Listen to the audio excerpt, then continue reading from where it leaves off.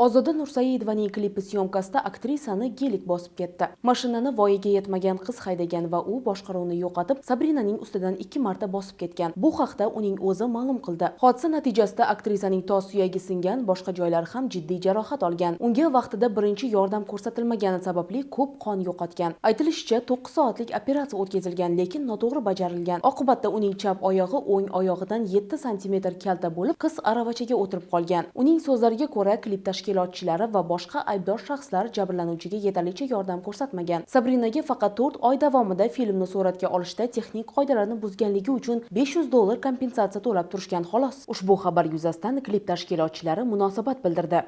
Yo, o'sha men internet saytdagilarga aytmoqchiman. Sizlar nimaga kelmayapsizlar? Kelinglar, ko'ringlar, hammasini ko'rasizlar. Videolarigacha, zapslarigacha hammasi bor. Uy talab qilgan hammasi bor, hammasi bor. Lekin unga hamma abdushi qaradi, bu qiz oyoqqa tursin.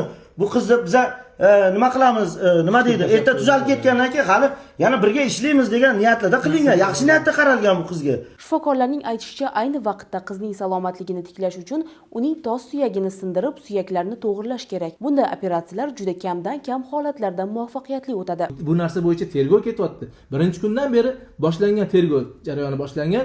Hozirgacha ketyapti. Ertaga sud bor. Buni biz hal qilmaymiz sizlar bilan. Buni sud hal qiladi bu narsani.